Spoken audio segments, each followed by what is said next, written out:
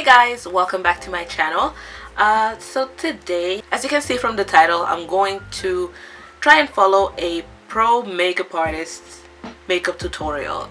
It's specifically a halo eye look, which I actually haven't done before. I think I did something, a pseudo halo eye when I did the, I think it was the Blackpink Jennie look from Kill This Love. But other than that, I've never really done a halo eye, so I thought this would be the perfect chance for me to try it.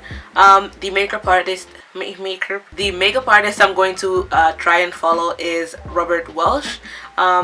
He's actually getting pretty popular here on YouTube, and he's actually James Welsh's twin brother. No, they're not the same person. I know a lot of you think that they're the same person. No, they're not. They're actually identical twins. Even though, to be honest, to me, they're like different enough to where you can tell them apart, but still tell that they're twins. Does that make sense? I actually discovered James first. If you've been watching my channel, then you know that I also do skincare videos. But ever since I've discovered Robert as well, I follow them both because I think they both make very informative content. So yeah, here we are today. I'm going to do a video. Right now I'm doing a Robert Welsh video of me following his makeup tutorial, and I'm also planning a video where I pretty much show products that James Welsh made me buy. Yeah, let's get on with the video. Hello everyone, welcome back. Hi to Robert. my channel. I hope you're having an amazing week so far. I'm still looking at all your requests and seeing what you want me to film, and something that's been surprisingly asked a lot is a halo eye, and I thought that would be a really good idea because it's a technique that you don't have to go crazy with. You can, but it's also one you can use in everyday life. Okay, let's do it. It's just gradient colour. And it's quite a nice effect for anyone who wants to brighten the eye a little bit, who wants to open the eye a little bit. Yeah, it's a nice technique to know, basically. So okay. Today, I trust you, Robert. Oh, also I forgot to mention, forget like my brows. I literally like slapped them on real quick just for the video. They're not the best. I know that like eyebrows are sisters, they're not twins. Girl, my eyebrows today, they're not twins, they're not sisters, they're not neighbors. Anyway, ignore my brows today. Okay, let's get into my eyes, and I'm going to do one because I'm going to be explaining it as I go. Okay. It's going to take forever. Oh my god, same. A mood. Okay, so I'm going to go in first with my MAC Painterly Paint Pot. And I'm just going to do a very light dusting on the lid. Okay, it's an eye base. Okay, he's using an eye base MAC Painterly Paint Pot. I'm going to use my Urban Decay Primer Potion. This is the original. Not too much, you just want to veil off the product. Okay, so very light. I'm going to start with one eye as well, since it's showing one eye. I think this much should be okay, because this one, a little bit of this goes a long way.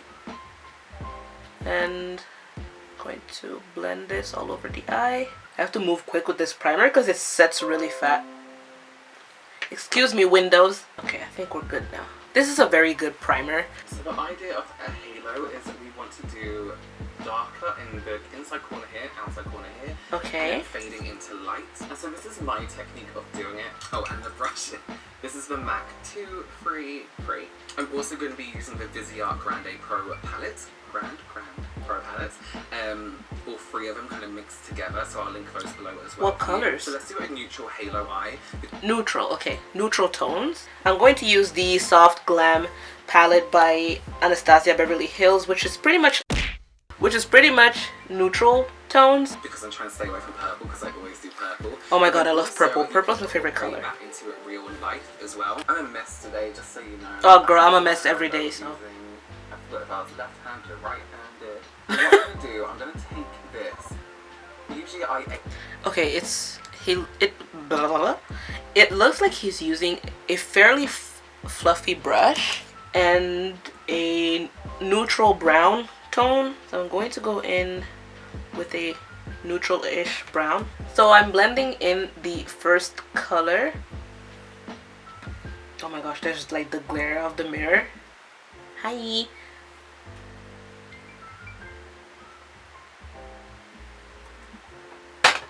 Oops. Let me put this away. I've filmed so many videos over the past few days that I've kind of gone really wrong and I'm not going to be using the content. And every time I finish a video, I get really annoyed. Oh my god, me. Everything. I walked into like my filming room this morning and it's just used brushes everywhere and it looks like I had a tantrum and just walked away, which I did. So I have... Oh my gosh, I'm literally the same. Especially, I film videos and then I look back at the footage and I'm like, oh, you know, I don't like it. And then I end up not uploading it. Wow, that was a tongue twister. So yeah, I felt that on a spiritual level. So I'm going to use the MAC 213 because it's a flat brush and I'm just going to build up the same colour. A flat brush. So I think I'm going to use this Morphe M152 brush. It's a flat brush as well. So here's how I measure a halo eye. The coloured part of the eye, iris. The iris, yeah. Is that it? I think. That's going to be where we're going to highlight. So I only take my colour as far in. So I'm looking straight forward and I'm patting the colour just up to there. Same Okay. inside corner. So all we've done is gone through the socket and we've literally packed colour on like this. Nothing special, no crazy blending. So far so good, easy, right? And you know what? So far. So far. Another thing I think that is going to work well for me in this case is that Robert and I both have like kind of like hooded eyes, not completely hooded. So yeah, I think we have a similar eye shape. So I think that this kind of like helping me follow as well. So let's go something in to kind of add a little bit more warmth to that. So I'm going to go Let's in do with that. a reddy brown. Please don't turn that. Please don't turn that. And I'm actually going to do... Oh, he's taking another brush. It looks like a flat but fluffy brush with a warm color. I'm going to use Mulberry from the Anastasia Beverly Hills palette. Do that through the socket but tight it in the socket. So I have a smaller brush. This is the MAC. Oh no, it's so old. The writing's gone. 211? 217? 217. Oh, it's a 217. But this is actually really old because it's I've had it for so many years. Loads of hairs have fallen out. So it's a little bit more precise than the usual 217s. But I'm using that, I'm literally going, can you see, pushing into my socket? And I have my brush more at a straightforward angle because that's giving us a solid line. And I'm only putting that in the socket for now. And then what I'm going to do with that colour is I'm going to put it where we did before, but I'm going to do it further out. I'm not going to take it as far across, so I'm going to use it on the outside corner. But can you see I'm not taking it as far in as we did that darker brown? On me, I'm taking a warmer color compared to the first one I used. The first one I've used was this one, and then now I'm using this one. But on me, since I'm black, so the warmer tones are getting a little bit lost on my eye because they're pretty much matching my skin tone. But it's there, I promise. Oh my god, I'm so tempted to like wing it out. But I feel like I think, if I'm not mistaken, with a halo eye, you don't. Well, you can if you want, because I mean, makeup has no rules, but it does have a theory. I mean, you can wing it out if you want, but I think a very classic halo eye, you don't really like wing out the shadow necessarily. With a spotlight or halo, we're not going to blend out in this direction. We don't really want to cat eye it. You can, see? But I think it looks nicer when everything is a bit more consistent. So when you're blending out this way, try and blend under the eye more, rather than out like that. We'll get to under the eye later. Alright, so let's go in with something really dark. So let's get a very, very precise brush. So I'm going to go in with a brush from my Kitco. And this is called what? It's a 1.13 and it's my detailing smudge. This is a really good brush. A detailing smudge brush. So let's go in with, oh, there's a dark purple right there, but I'm not going to. Let's go black. So here's what I'm going to do. Black? I'm going Okay. to be very, very careful, and I'm only going on the lid. I'm not going any further up than the socket. Okay. In the very inner corner, I think. And I'm going to place that on the inside corner, but every time I'm doing a colour, Ooh, lid this is in black. stages. So we had the browns here, then our second colour, then our darker. Right.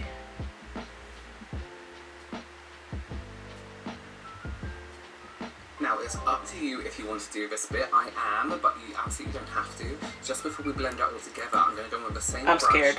and the black, and I'm going to put that right through the socket. Oh, okay. Line, but I'm going to be very, very careful. I'm going to use my little finger right here. Oh, pinky. And open it. so I have a steady hand.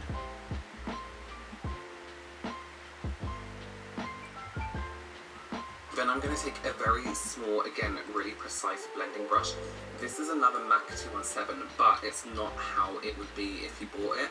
This is about 12 years old. Does this out, so it's become very thin. So I'm going to come right in and I'm going to really soften that up, just blending right on top of the Oh, wait, what?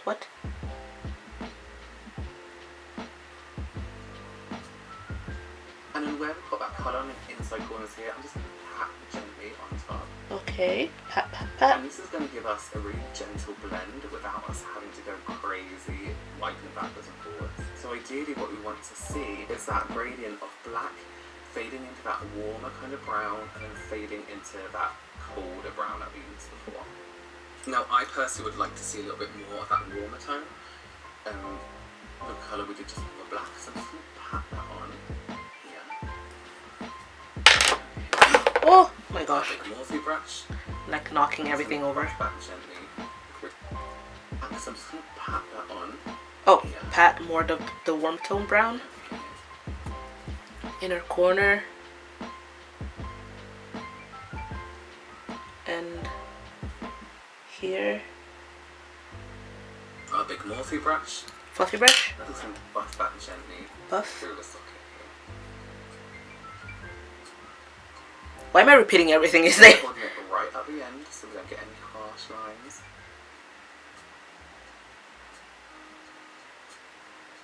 Cute. Okay, let's brighten the middle. There's two ways you can do this.